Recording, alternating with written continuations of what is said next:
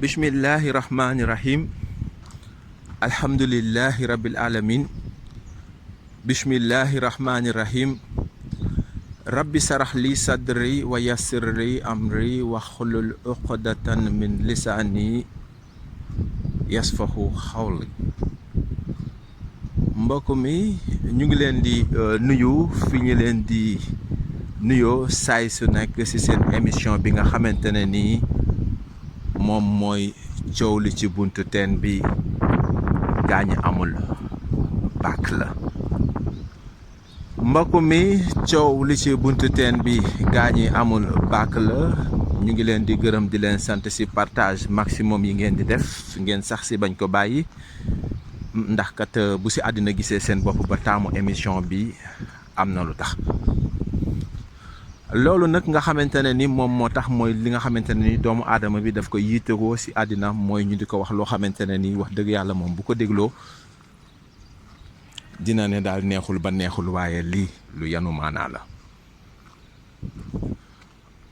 mbokk mi buñ ne coow li ci buntu teen bi gaañi amul baak la, on a donné du respect à nos chers leaders ñi nga xamante ne ni ñoom ñoo waatoon ñu ne ñoom ay pro lañu ci mbir mi nga xamante ne ni moom la ñuy waxtaane ak mbir mu mën a doon.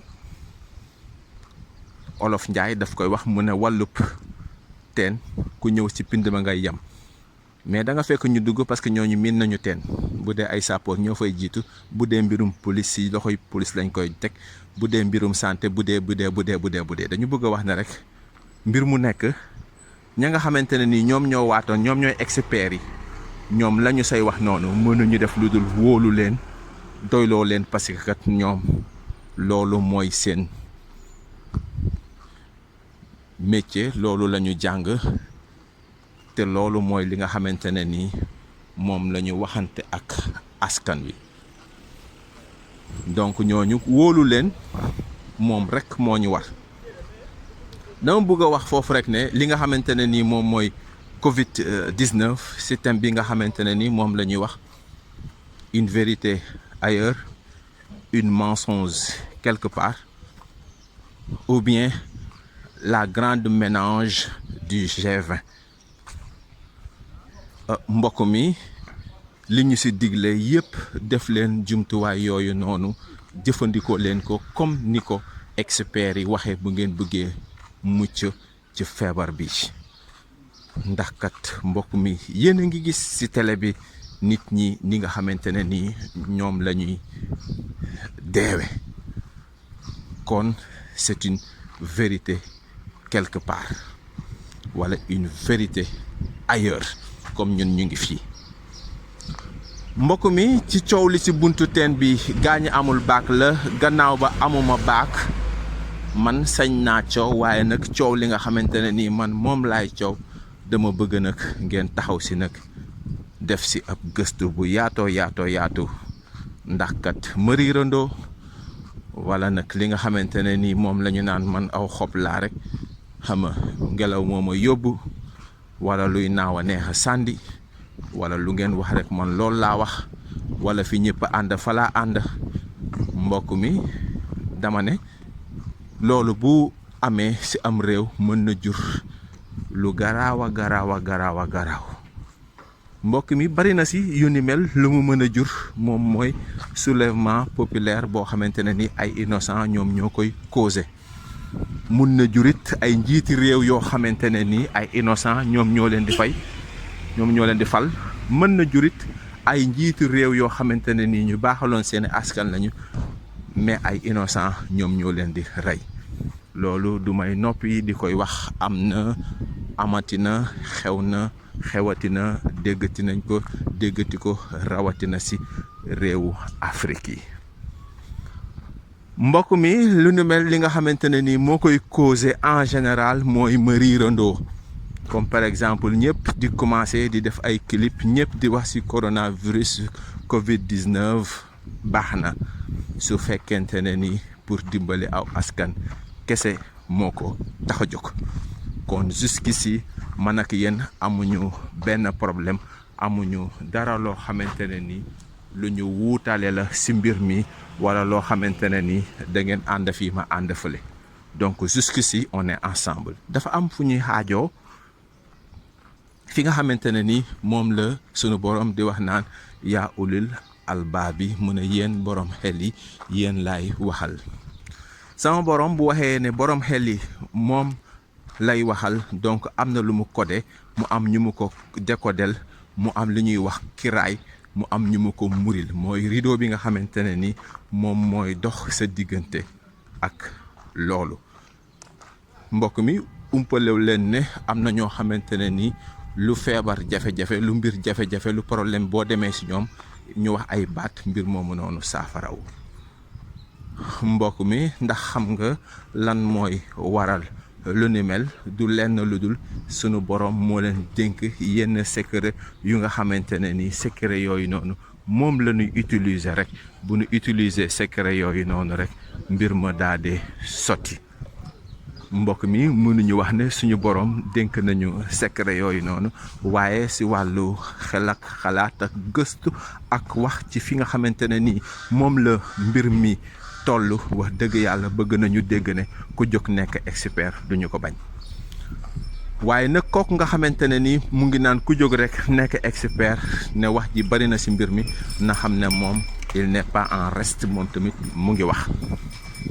mbokk mi wax ji mu wax moom moo tax ñun ñu déglu ko ba dégg ko xam ne moom vraiment wax na donc moom noppiwul bu noppi woon ñun duñu dégg ne mu ngi wax ne ku jóg wax ne expert la. donc ci biir loolu tamit comme moom wax na ñun tamit si la ñu bëgg sukkandikoo tamit ñun aussi ñu wax. léegi nag su fekkente ne ni dañu wax da ngeen di def science autocritique ak synthèse maanaam def discernement ab seetlu ci li nga xamante ne ni ñun moom lañ leen di wax. dama koy wax yàgg naa ko wax ça fait 1 mois maintenant yu teg ay fan. mbokk mi parce que aujourd'hui on est le 3 avril 2020 un vendredi. umpalewu leen ne mbir mi kon am na weer ñu ngi koy coow si Sénégal ak biti Sénégal. mbokk mi si li nga xamante ne ni moom laa tuddee la grande ménage du G20 wala bokk ma tudde ko Covid-19 une vérité ailleurs une mensonge quelque part su fekkee man maa leen yàpp nee ma hey Kojji bul ñu fontoo tëjal sa gémmañ. mbokk mi su fekkee ñoom ñoo leen yàpp wax leen carrément yéen bu leen ñu fontoo xoolal topp leen nale. mbokk mi fi nga xamante ne nii nag fi lay dugge si waxtaan wi bëgg naa nga may ma nopp baa nga alma sam xel ma éponge ko raxas ko donte bi jox naa la cër xam naa ne set na waaye nag bomb lu set du ko yàq da koy gën a setalaat mooy li olof yi di wax naan daas paaka du koy yàq daf koy gën a ñëwalaat. aywa mbokk mi umpalew leen ne feebar bi am na c'est une vérité ailleurs loolu mënuñu ko miim. ñu ngi gis télé bi nit ñaa ngi dee ñu ngi dem ba mënatuñu suul ñu ngi sànni ñu ngi tuur. mbokk mi mënuñu weddi ne loolu amul. mbokk mi présentement fi nga xamante ne ni moom mooy Sénégal si li may wax umpalew leen ne son excellence monsieur Macky Sall le président de tous les Sénégalais bi feebar bi njëkkee xaw sa Chine étudiants ya nekk foofu ak ña nga xamante ne ni ñoom ñooy suñuy compatriotes yi nekk bitim réew dañu ne woon ñoom dañoo bëgg ñu rapatrier leen ñu ñëw si directement si fi nga xamante ne ni moom mooy Sénégal. mbokk mi ina dunya ina samana altaraba bay lay nee na ngeen xam ni métissage culturel ñu ngi ñëw kenn du ca mucc culture yi dina jaxasoo waaye nag bu culture ya jaxasoo nee na da ngeen di teey wa salika fanaaun unsuru ila almaai isa afna tasuu albaaxiya bu jamono jaxasoo culture yi jaxasoo te mënoo ci dara ndax rajo baa ngi ci sa biir néeg yaa ko yor muy transistor TV baa ngi ci sa biir néeg yaa ka taal mu andil la nag ay vidéo yu ñuy dox yu ñuy dawal fu nekk yaa ni sa annabi boobu nga xam ne yàlla nga naan yonent bi waxal say doom ak jigéenu jullit yi ne leen na ndoket ya jot nañu létt nañu waddu ba fees waaye nañu def seeni xumaar kol yi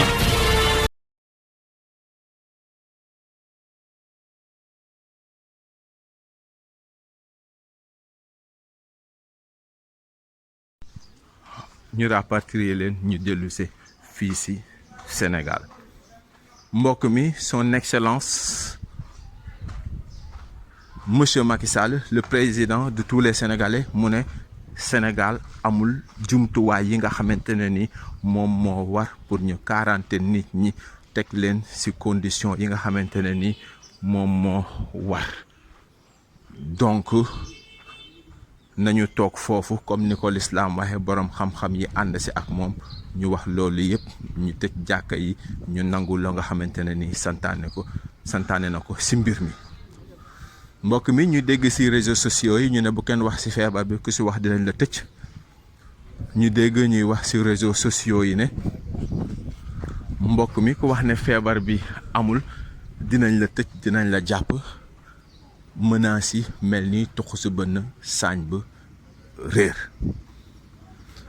waaye nag mbokk mi tëj bunta tëj palanteer dugal njaar ba pare wàccee rideau yi mbokk mi si naaj bu tàng loolu dara gënu ko metti mbokk mi ne la bul xool bul wax bul gëstu yow daal yow exécuter rek mbokk mi loolu am ñu ko man ñu koy jëfe noonu mu am ñoo xamante ne ni loolu tamit lu xaw a metti si ñoom la lu difficile lool si ñoom la mbokk mi man mi si ñooñu si la bokk moo tax ma ne daal foog ma coow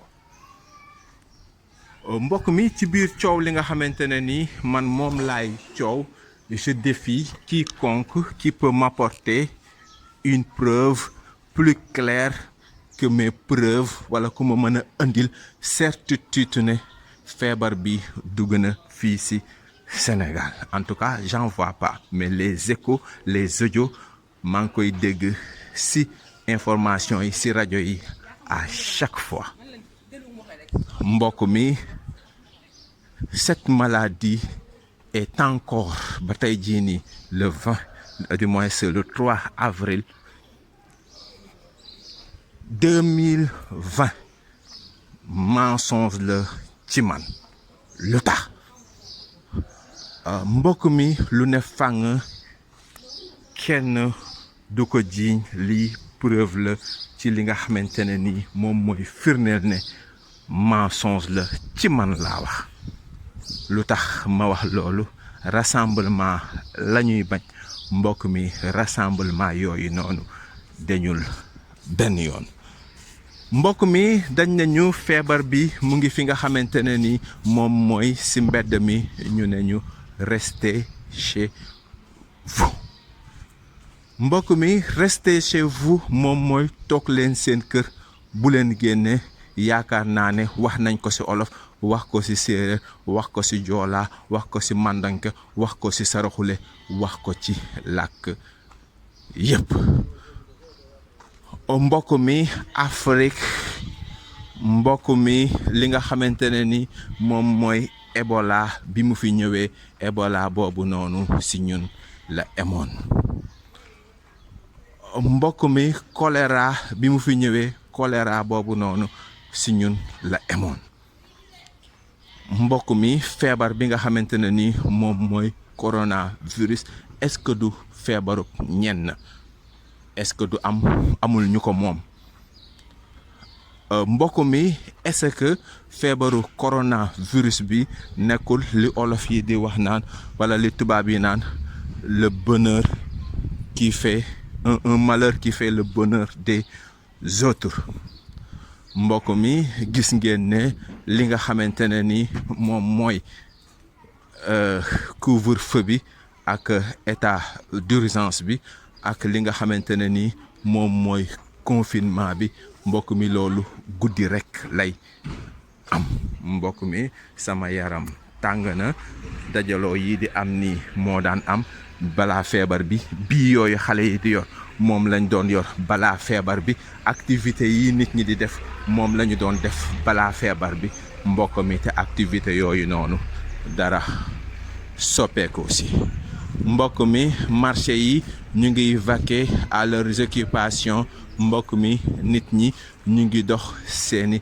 activité comme ni ñu ko daan doxe mais mbokk mi li nga xamante ne ni moom lay wax ci kiraay boobu nga xamante ne ni moom la suñu boroom muril ñenn ñi mooy affaire bi lépp guddi la mbokk mi pourquoi le choix de la nuit ndax virus bi guddi lay dox mbokk mi ñu ne ñu tëju guddi gi lan moo waral vraiment mbir mi ñu ne nañu tëju guddi gi bëccëg gi ñu génne comme de si rien n'était mbokk mi mbir yi ñu ne à partir du matin jusqu'à 6 heures du matin ba 20 heures ku nekk mën nga dajaloo def fu la neex def lu la neex waaye bu weesoo heure boobu noonu bu ñu dajex yow dañuy dal sa kaw mbokk mi ataaya yi mu ngi jolli ben tey jii nii mbokk mi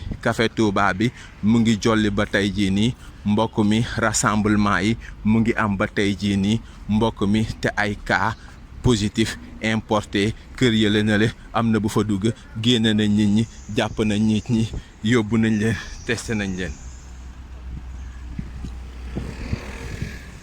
yaa may dégg rek ngay dégg mbokk mi feebar bi dana salaamaaleykum Chine nit ñi di daanu comme ay weñ mbokk mi Sénégal on est à 1 mois alhamdulillahi rabbil alamin jusqu'ici amuñu benn décès am nañ décès nee nañ loolu dinaa fi ñëw nee nañ am nañ décès ci coronavirus foofu dinaa fa ñëw mais yàkkamtiwuma pour ñëw foofu mais dama bëgg ñu def science autocritique ak synthèse mbokk yi ndax kat man maa ngi ci mbedd yi di leen wan li nga xamante ne ni moom mooy kii mbokk yi mbedd yi ni nga xamante ne ni noonu la ñu animé mbedd yi ni nga xamante ne ni noonu lay doxe nit ñi ni nga xamante ne ni noonu la ñu nekke mbokk mi fële kaasu café ngay am foofu noonu mbokk mi essence ci billet yi mu ngi daw comme ni mu daan dawee essence ci journaux yi mu ngi am comme ni mu daan awee mbokk mi nit ñi ñu ngi jëflante mbokk mi nit ñi ñu ngi demalante mbokk yi mburu yi ñu ngi ko yor mbokk mi nit ñi ñu ngi laal li ñu doon laal di def li nga xamante ne ni loolu lañ doon def mbokk mi dara changé wul kii journal bi mu yor ni ay nit la koy jox ay nit jox ko ay nit donc mbokk mi qu'est-ce qui se passe réellement mbokk mi li nga xamante ne ni moom mooy rassemblement la ñuy wax ne moom la ñuy bañ mais pourquoi le choix de la nuit lan moo tax mbokk mi ñu taamu ci guddi yi mbokk mi ci émission bi nga xamante ne ni moom mooy coow li ci buntu teen bi gaañi amul baak la ñii di clipper di def seeni clip actuellement ni di waxtaan ci li nga xamante ne ni moom mooy coronavirus kan moo leen financé seeni financement ci fan lay jóge lan moo tax ñoom ñu def choix ñoom ñëpp ne dañuy def ay clip di wax ci li nga xamante ne ni moom mooy feebar bi mbokk mi rumpalew leen ne rassemblement yii di am ni nit ñi ñu ngi jegeyantoo lu tolloo 1 mètre yooyu nga xamante ne ni nee nañu ne feebar bi daf koy bañ mbokk mi pourquoi le choix de la nuit mbokk mi ndekk yi ñu ngi jaay maçon yi ñu ngi jaay mbokk yi nit ñi ñu ngi jëflante comme ni nga xamante ne ni noonu la ñu daan jëflante liñ daan tax la ñuy tax ni ñu ko daan defee la ñu koy defee mbokk mi jusqu'ici rien n'a encore changé mbokk mi su fekkente ne ni sa mbir mi nga xamante ne ni moom nga nekk sa théâtre bi nga xamante ne ni moom ngay def ba nëgëni si on en a marre ñun dañoo sonn su fekkente ne ni dañoo war a dee gaaw leen ngeen rey ñu parce que sukuraat bi yàgg na mbokk mi ndekete lii mag ñu doon wax naan sukuraat moo gën a yàgg dee ndekete loolu dëgg la ñun fi mu nekk nii suñu sukuraat gi yàgg na mbokk mi bu doon l'hôpital sax pikiir nañ la nga dee parce que sukuraat pendant 1 mois amul dara lu ko gën a metti mbokk mi présentement ana lan moo changé si li nga xamante ne nii ay activité la yoo xamante ne ni dañu ko doon def ana lan moo changé la journée rien mbokk mi ñu gis ne mbokk mi xaalis bi li fi dugg ci xaalis ci Sénégal kenn mënu la wax lan la ñaata la toll bi àddina sosoo ba tey jii nii Sénégal li fi dugg ci ay koppar actuellement nii kenn mënu la wax nan la toll mbokk mi xam nga réew mu ñu tëj ay avion wàcc tëj aéroport tëj gare bi tëj port bi tëj lépp mbokk mi réew may continuer dund di fonctionner mbokk mi réew may dox mbokk mi en mbaadu mbokk mi ndekete olof njaay li muy lépp da nga koy mën a for kañ xam ko ndax kiraay goog nga xamante ne ni moom laa la wax ne daf ko muural ñenn ñi muril ko ñenn ñi mbokk mi mbaadu yalwaan gi nga xamante ne ni yalwaan gu ñuy doon wax naan suñu réew yi dañuy yalwaani ji fële yalwaan fële jël yëpp ñëw xëpp ko ci doosu baadoola yi ñu commencé fay loolu nga xamante ne ni moom mooy bor yi mbaadu loolu la ñu nekk di dund présentement dama ne mbokk mi su fekkente ne ni dañoo war a dee mbokk mi gaaw leen rey ñu sikuraat bi yàgg na lool mbokk mi nag li may wax bu fekkente ne ni man maa leen yàpp wala ñoom ñoo leen yàpp il est temps quoi qu'ils arrêtent quoi ñu arrêté quoi affaire bi dafa yàggate métti quoi c'est stressant quoi on le vit quotidiennement quoi jusqu'à quand quoi ba kañ quoi. Face à cette pandémie de Covid-19, nous n'avons que faire de vos vaccins. Et nous n'en voulons pas. Si vous avez envie de faire des tests, testez vos animaux, vos chiens, vos chats. L'homme africain n'est pas un animal. Nous ne sommes pas des cobayes de vos labos pour que vous commenciez vos tests sur nous. Ça fait des siècles que vous nous testez. Ça fait des siècles que vous nous faites souffrir. Depuis que vous avez découvert que le continent africain était le jardin d'Éden, vous ne voulez pas nous lâcher. Nous souffrons, mais nous sommes en train d'enrichir plusieurs. Nous mourons de faim alors que nous nourrissons plusieurs. Quelque chose m'a fait rire il y a quelque temps. 23 Italiens retrouvés clandestinement sur un port nigérian. Ah, depuis quand l'Italien rentre clandestinement au Nigeria? Parce que vous voulez aller vous réfugier en Afrique maintenant? Il n'y a pas très longtemps, sur vos côtes, vous chassiez les migrants de vos côtes. Votre Premier ministre a dit qu'il ne voulait plus. Il en avait marre de cette invasion africaine sur ses sols. Nous avons vu un migrant noir mourir dans les eaux de Venise sans que personne ne lui porte secours. Parce qu'il était noir, parce qu'il était africain. Nous avons tort parce que nous sommes africains ou parce que nous sommes riches de nos sols? Parce que nous avons de quoi manger et de quoi nourrir toute cette planète. C'est pourquoi l'Africain souffre. Mais Africain, laisse-moi te dire que tu es fort. Laisse-moi te dire que tu es vaillant. Laisse-moi te dire qu'il en faudra beaucoup plus pour te vaincre. Ils ont essayé de nous décimer par l'esclavage. Ils n'ont pas pu, nous sommes encore là. Et plus nombreux que jamais. Et nous sommes plus résistants que jamais. Parce que tous ces microbes auxquels nous faisons face chaque jour ne réussissent pas à nous décimer.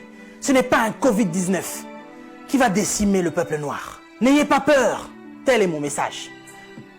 Je vous invite, chers Africains, à devenir beaucoup plus forts. Ne faites pas confiance à ceux qui nous gouvernent. Ça fait des lustres qu'ils sont là. Ils prennent leur retraite tout en étant présidents. Ils ont du mal à lâcher ce fauteuil. Qu'ils pensent être éternels. Qui a déjà fait 200 ans au pouvoir? Êtes-vous assez fort pour faire 300 ans? Vous n'arrivez même pas à faire 100 ans. Mais vous êtes tellement médiocre, ignoble. J'ai suivi plusieurs de nos présidents africains qui ont copié le discours du président Macron. Bande de marionnettes, bande de gigolos. Vous n'êtes même pas capable d'écrire vos propres discours, au point où vous devez copier sur ce que Macron dit. Lui-même, il est en train de mentir à la population française. Son gouvernement nous ment depuis le début. Et vous, vous suivez Macron pour continuer à mentir aux Africains? Mais nous, vous nous mentez depuis des siècles. Vous nous mentez et encore vous nous mentez. Pour remplir vos poches. Vous vivez dans des palaces, mais vous vous souciez même pas de ce que l'Africain doit manger. Oui, nous sommes en deuil. Et depuis des siècles, nous sommes en deuil. Parce que nous ne pouvons pas manger à notre faim. Parce que nous ne pouvons pas avoir de l'eau potable. Parce que nous ne pouvons pas avoir de l'électricité. Regardez à l'est de la RDC. Il y a un génocide qui perdure. Des gens meurent. Qui en parle? C'est sous silence. Et aujourd'hui, l'OMS vient nous parler de la pandémie, de l'épidémie, qui n'a même pas fait 100 000 morts dans le monde. Ces millions de Congolais qui meurent chaque jour. Qu'est-ce que vous en faites? Vous nous parlez de crise? Vous voulez prendre des décisions de crise? Mais nous, ça fait des siècles que nous sommes en crise. Qu'est-ce que vous faites, cher président? À part manger et boire et faire des fêtes. Vous parlez confinement? Oui, l'Africain accepte. Mais nous sommes en confinement, nous, depuis des siècles. Les gens meurent tous les jours de la famine. Ça, ce n'est pas une épidémie, ce n'est pas une pandémie. Des jeunes filles se font exciser tous les jours en Afrique de l'Ouest. Boko Haram est en train de exterminer des gens. Ils violent des femmes. Ils séquestrent des jeunes filles. Boko Haram, qui leur vend des armes? Qui en parle? Et à cause du Covid-19, vous voulez faire paniquer les Africains qui vivent déjà en panique depuis des siècles. Quand nous voyons nos frères qui essayent de fuir leur continent et qui meurent dans les eaux de la mer, ça c'est un génocide qui perdure depuis des siècles. Et nous en avons marre, nous en avons assez. Nous voulons qu'il y ait un changement. Mais qu'est-ce qui vous manque à vous aujourd'hui? La Chine a pu construire un hôpital en 10 jours. Vous savez, ça fait depuis 72 ans, si je ne me trompe pas, que l'État d'Israël existe. Il y a quelque temps, Dubaï était un désert. Mais regardez aujourd'hui ce qu'ils ont fait. C'est parce qu'ils sont ensemble qu'ils ont pu construire ce qu'ils ont fait. Mais qu'est-ce qui vous manque, cher président africain, pour nous construire des hôpitaux décents? L'Angleterre a pu construire un hôpital en 2 semaines seulement pour faire face à cette crise sanitaire. Dieu est bon. Le Covid-19 est tellement impoli qu'il ne regarde même pas qui vous êtes. Président ou pas, il s'en fout. Il n'a pas respecté la reine d'Angleterre. Il est entré dans son palais, il a touché Charles. Il n'aura pas peur de vous. Mais par contre, là, vous êtes cuit. Puisque vous ne pouvez pas prendre vos avions pour venir vous faire soigner ici. Soit vous survivrez, soit vous mourrez. Africain, réveille-toi. Africain, lève-toi. Si Martin Luther King est mort, si Rosa Parks est mort, si Malcolm X est mort, si Mandela est mort, si Winnie Mandela est mort, nous sommes là pour porter encore plus haut l'étendard de l'Afrique. Et continuer à dire que tant que nous aurons le souffle de vie, nous allons continuer nos revendications. Si cette épidémie ne vous réajuste pas, ne vous enseigne pas, pire va encore arriver. Vous passerez, l'Afrique sera encore là, et l'Africain aussi. Cessez votre méchanceté, cher président. Donnez-nous de l'eau. Donnez-nous de l'électricité. Construisez des hôpitaux. Arrêtez de faire mourir l'Africain par la faim. Parce que nous, c'est pas le Covid-19 qui nous tue. Nous mourrons déjà de la famine. Pendant que vous avez fait des provisions pour vos maisons, ce petit Africain, il va manger quoi, lui? Cette épidémie passera. Nous sortirons de là, certainement. Mais vous n'allez pas vous en sortir ainsi, devant le tribunal de Dieu. Mais avant le tribunal de Dieu, ici sur cette terre, vous serez jugés. Africain, sois fort. Que personne ne te fasse peur. Respectez les règles d'hygiène, mais n'ayez pas peur. Nous sommes forts. C'est Dieu qui nous protège. yàlla nee na bu ngeen demee ba jeexatu jamono maanaam ci aaxiru samaan bu idéologie yépp jaxasoo ba mu des sama bos bu moral yi yépp perturbé bu nit ñépp jaxasoo suñu borom nee na ngeen fàtte ma dinaa leen nattu goo xamante ne nii ragal lay doon nattuk ñàkk lay doon nattuk wàññikuk alal lay doon nattuk dee yu bari lay doon nattuk gàncax bu néew lay doon mu mel ni ay sécheresse te loolu defe naa ni bu néew lay doon mu mel ni ay sécheresse te loolu defe naa ni umpul kenn ci jamono ji ñuy dund nit ñi dañoo ragal nit ñi dañoo xiif nit ñi dañu ñàkk gàncax gi sax amatul mais loolu nag bu amee solution bi mooy nañu dellu ci yàlla te yemul foofu moom suñu borom.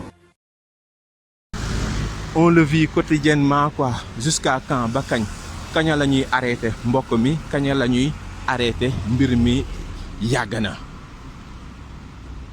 mbokk mi toujours rek si li nga xamante ne ni moom la ñuy wax discernement seetlu ràññee di li nga xamante ne ni moom la yàlla defal si ñenn ñu nekk si loolu ba léegi nii rek di xalaat di xool di gëstu ne xanaa virus bi bu fekkente ne ni guddi lay dox xanaa du jàpp ñi nga xamante ne nii ñoom ñooy nekk si mbedd mi guddi gi mooy maanaam takkader yi nga xamante ne ni ñoom ñooy nekk si mbedd mi di dox. Pourquoi le choix de la nuit ay doomi jàmbur dugg guddi gi ay doomi jàmbur génne guddi gi ñu dugal ñii si néeg yi tëj leen si néeg yi ñii ñu jël leen bàyyi leen si biti mbokk mi ngeen gis ne ñii ci ni nga xamante ne nii noonu la ñuy nekk si mbedd mi amul benn matuwaay boo xamante ne nii matuwaay bu ñu jël la ngir nga mën a wax ne matuwaay bi moo tax amuñu feebar bi bu fekkee feebar bi si mbedd mi la nekk.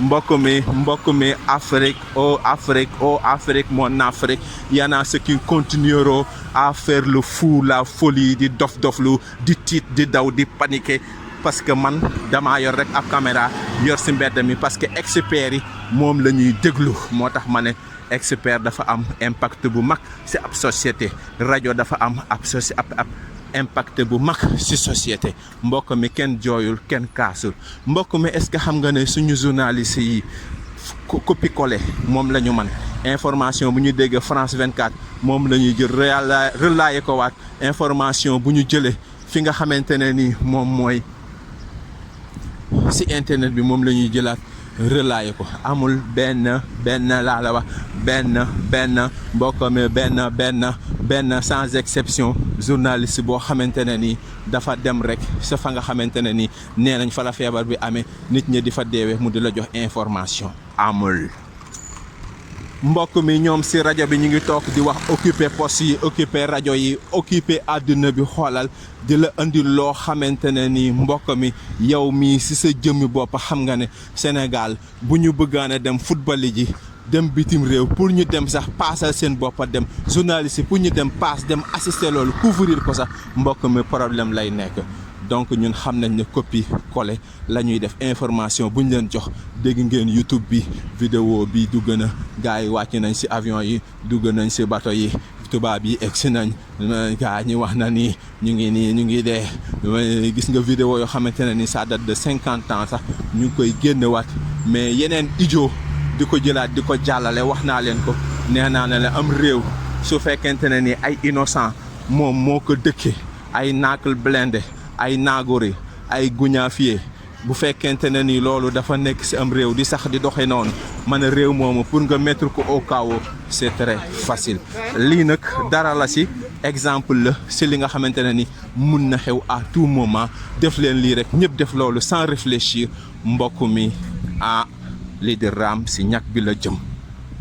mbokk mi gannaaw bi nga xamante ne ni man ci samay gëstu wala ci samay taxaw seetlu wala ci samay remarque def naa remarque yi ma leen defal nii yépp su fekkente ne ni dafa am dara loo xamante ne ni mën ngeen ma ko dolli maa ngi leen di tàllal samay loxo ndax kat mbokk mi man ku ma baaxe rek laa bëgg ku ma dollee rek laa bëgg mbokk mi agonisement pendant 1 mois c'est trop mbokk mi feebar bi fi mu dugg ci bitim réew ñooñu ëpp doole junniy maami fa la ñuy yalwaane bokk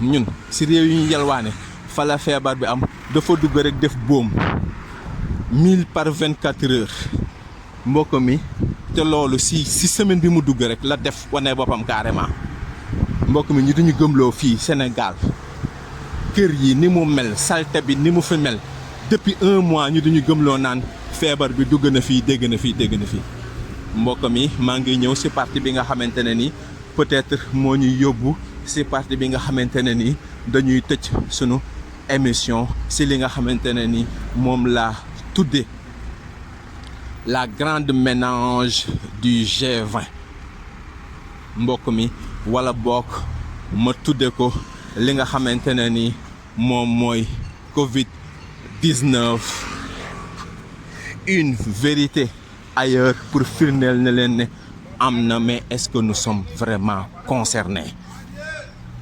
Ouvrez vos yeux nañu use suñuy xel Afrique use your brain nañu utiliser suñuy xel est-ce qu'on est concerné? Est-ce que vraiment nous sommes concernés? Est-ce que sunu njiit yi nekk ñu présentement di yalwaan mbokk yi ça fait 1 mois maa ngi wax kenn bëgguma jël presse bi yëpp xam nañu ma envoyé naa leen samay audio mais bëgguñu wax si lu ne mel parce que mbokk mi lay wàcc si suuf day wàcc waa si ñoom nee naa leen nañu ma jàpp tëj ma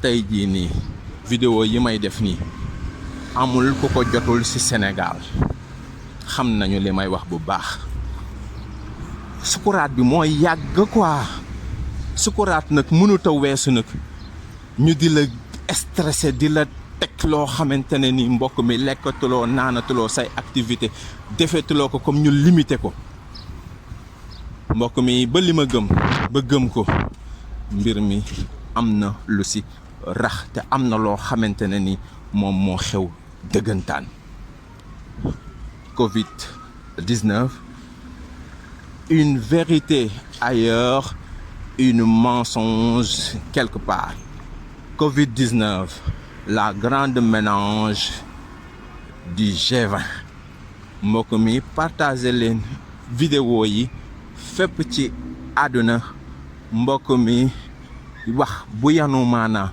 ku ko dégg dina xam ne lii yanu na maanaa mbir mi yalwaan def seeni gafaka créer seeni affaire ñun yàgg nañu dunda joxe ñu ay ceeb ay kilo ceeb ay liibar saabo affaire yu demee noonu quoi yalwaan gi ngeen jël Afrique mbokk mi benn baaraam bu ñu tàllal ab joxoñ la waaye juróom baaraam yi ñu tàllal yalwaan la mbokk mi ki lay jox ngay dunde mbokk mi fu ko neex ngay xoole mbokk mi Afrique nañu moomaat suñu bopp ñu bàyyi suñu bopp yi ñuy doyadil ñu bàyyi suñu bopp yi ñuy tuutal mbokk mi daxoon nañu taalibe yi ci mbedd mi taalibe yu de luxe yi génn ci mbedd mi mbokk mi dañu tere woon mendicité mais mendicité bi ngeen gis ni mbokk mi lu tax bëgguñu kenn wax ci du ngeen ne amul si am na fii may tëjee sama wax bi nag mbokk mi déglu ko bu baax a baax a baax a baax a baax déglu ko bu baax a baax a baax a baax a baax déglu ko bu baax a baax a baax maa ngi ñaanal Mody Bango maa ngi ñaanal Pape Diouf maa ngi ñaanal star yi nga xamante ne nii nee nañu yeey yaay mbokk mi si coronavirus lañu deewe lan moo tax des stars à travers l'Afrique suñ ne Ousmane Niang ji dee na si li nga xamante ne ni moom mooy feebar bii nii est-ce que man présentement bu boobaawee dinañ ma xam non duñu ma xam mbokk mi suñu Mody Bango dee na suñu ne Pape Diouf dee na mbokk mi xanaa xamuloo ne kaña wala jinax bu ñu xësee ba benn génne beneen bu génnaat beneen a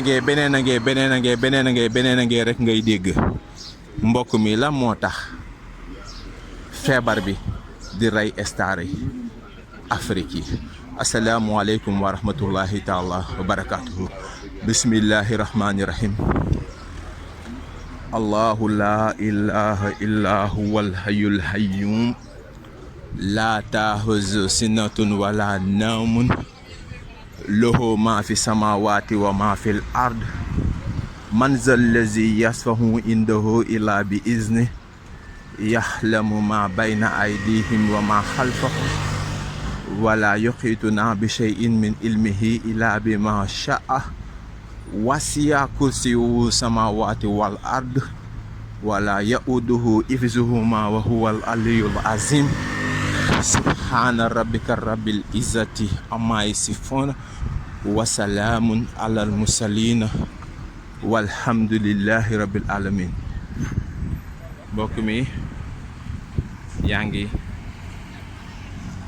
Sénégal on est d'accord jërëjëf